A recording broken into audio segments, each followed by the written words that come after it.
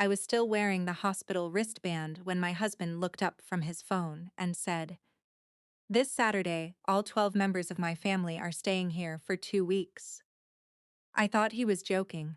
3 days earlier, I'd had abdominal surgery.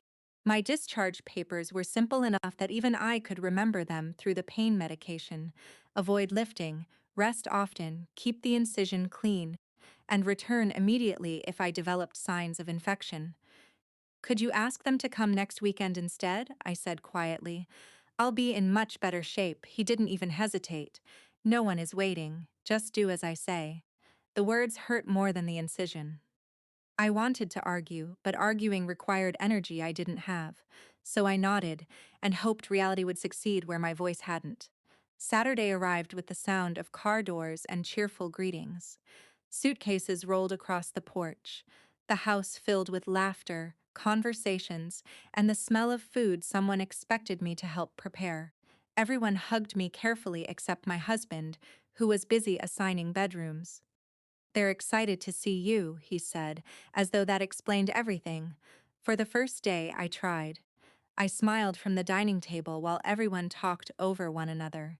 I folded towels sitting down.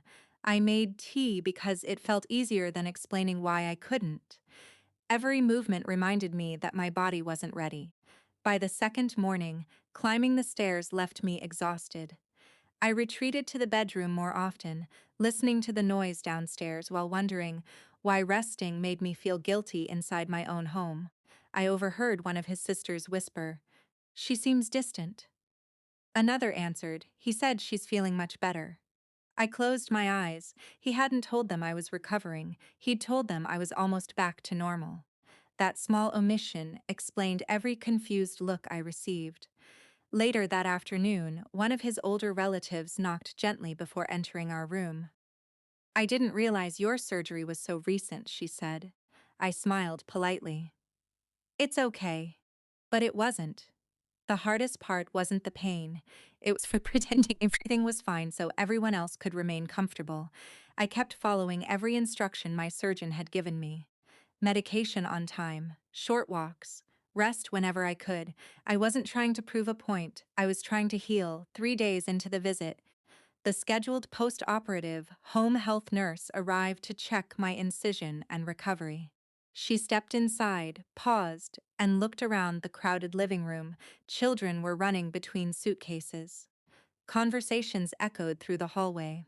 The kitchen was overflowing with dishes. When she reached my room, she asked a few routine questions before examining the incision. Then she asked, "How much rest have you actually been getting?" I hesitated. Before I answered, voices drifted through the open door. Someone called my name from downstairs, asking if I could help find extra blankets.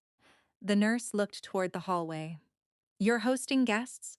My husband's family is staying here. For how long?" "About 2 weeks." She remained silent for a moment. Then she spoke calmly, professionally, and loud enough that my husband, who had just walked upstairs, could hear.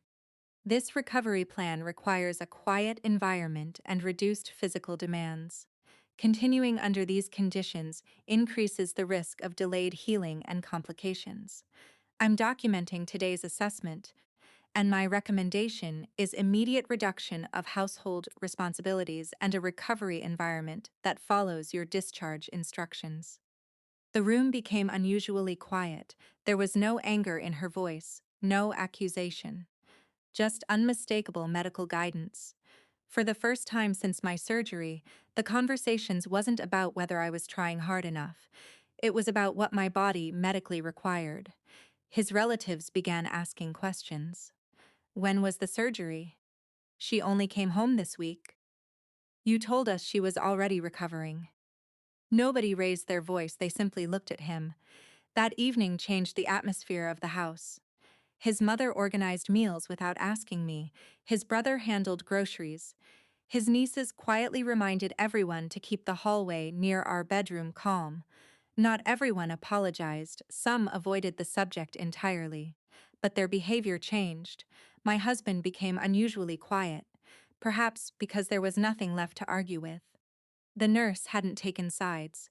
She had simply described reality. Over the following days, I rested without apologizing for it. When someone asked whether I could help with something, another family member usually answered before I had the chance. "She's recovering." The sentence sounded so ordinary. Yet it was the acknowledgement I'd needed all along. By the time everyone packed to leave, the house felt strangely peaceful. My husband stood in the kitchen, looking at the now empty dining table. "I didn't think it would be this hard on you," he said. I believed he meant it. I also knew that understanding arrived later than it should have. Healing doesn't erase what happened. It simply gives you enough strength to decide what must be different afterward. My incision eventually healed. So did some relationships. Others never fully returned to what they had been. And perhaps that was the quietest sign of recovery of all.